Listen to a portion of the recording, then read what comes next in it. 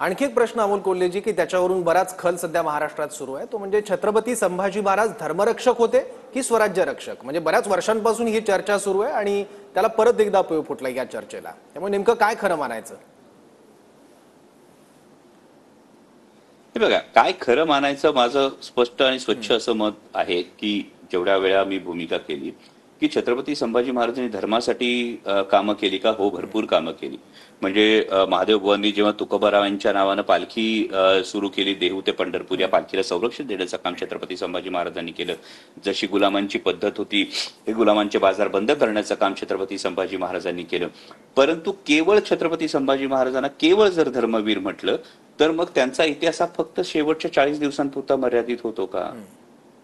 मग त्यांनी जी अफाट झुंज दिली, एकाच वेळी 5 आघाड्यांवर पंजेफाड केली, म्हणजे पोर्तुगीजांसारख्या परकीय सत्तेला गुडघ्यावर आणणारा पहिला एतद्देशीय राजा, पहिले एतद्देशीय छत्रपती हे छत्रपती संभाजी महाराज आहेत.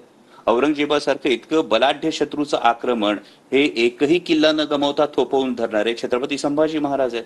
9 वर्ष सातत्यानं जो औरंगजेब आदिलशाही सारखी एक बलाढ्य सत्ता अवघ्या 6 महिन्यात उखडून फेकतो, त्या औरंग्याला टाचा घासत 9 वर्ष महाराष्ट्रात फरफटायला लावणारे हे छत्रपती संभाजी महाराज आहेत. मग म्हणून माझ्यासारख्या एका शंभू भक्ताला असं वाटतं की स्वराज्य रक्षक ही जास्त विस्तृत बिरुदावली. पण जर तुम्हाला म्हणायचं असेल की ते स्वराज्य रक्षक धर्मवीर छत्रपती संभाजी महाराज, काहीच हरकत नाहीये. धर्मवीर स्वराज्य रक्षक छत्रपती संभाजी महाराज, काहीच हरकत नाहीये. जोपर्यंत छत्रपती संभाजी महाराजांचा उज्ज्वल इतिहास हा ठामपणे मांडला जातोय तोपर्यंत माझ्या सारख्या शंभू भक्ताला याच्याविषयी कुठलाच आक्षेप असण्याचं काहीच कारण नसतं. ठीक आहे. पण जेव्हा हा मुद्दा येतो की स्वराज्य रक्षक ही धर्मवीर, त्यावेळी माझी भूमिका ही आहे, ही माझी वैयक्तिक भूमिका आहे. बरं, ही मी तुमच्यावर लादतही नाहीये.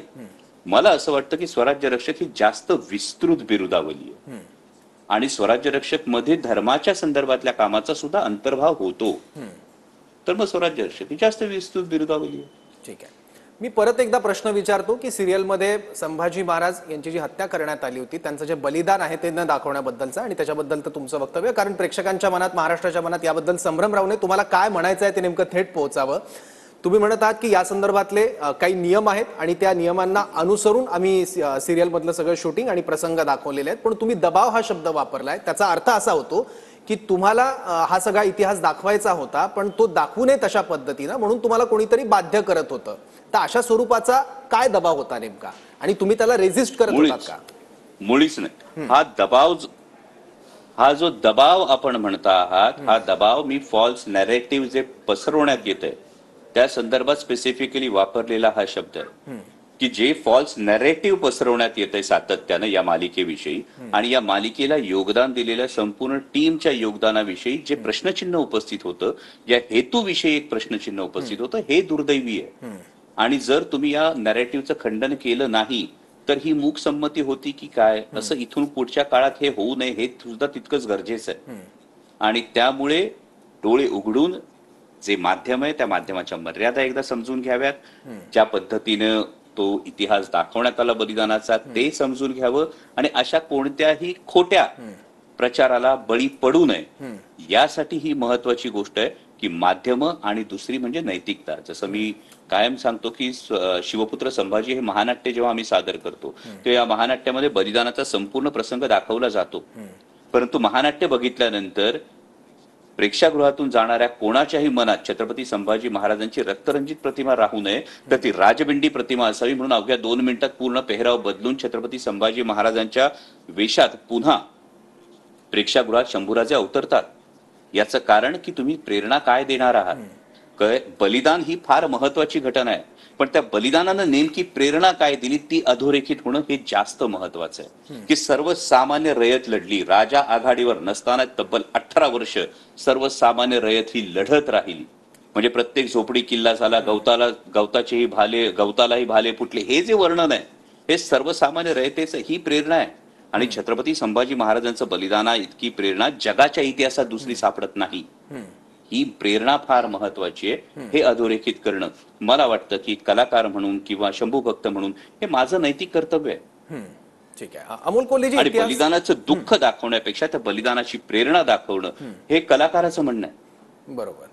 आणि बलिदानाची कारण नेमकी काय होती त्याबद्दल सुद्धा इतिहासात काही वेगवेगळी मतांतर मांडली जातात आणि त्या पद्धतीचे वाद सुद्धा घातले जातात. पण मला एक सांगा, अशा पद्धतीचं काही दाखवावं असा काही दबाव तुमच्यावर होता या सिरियलच्या संपूर्ण शूटिंग दरम्यान, कुठल्या सीन संदर्भात किंवा इतिहासातल्या कुठल्या घटनेसंदर्भात?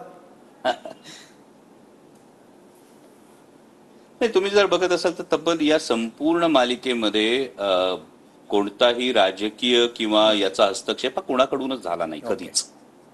म्हणजे अगदी 2017 मध्ये मालिका सुरू झाली, 2019 मध्ये मी निवडणूक लढवली, पण त्यानंतरही असं एकदाही असा प्रसंग दाखवावा, असा प्रसंग दाखवू नये असं कोणतीही गोष्ट ही माननीय शरद पवार साहेबांकडून ही कधीच घडलेली नाही. मुळात पवार साहेबांचा जर संपूर्ण आपण आलेख बघितला तर कलाकारांना दिलं जाणारं स्वातंत्र्य हे त्यांनी कायम जपलेलं आहे आणि माझा स्वतःचा अनुभव तोच आहे. त्यामुळे अमुक पद्धतीने हे दाखवावं अशा पद्धतीने त्यांना कधीही सांगितलं नाही.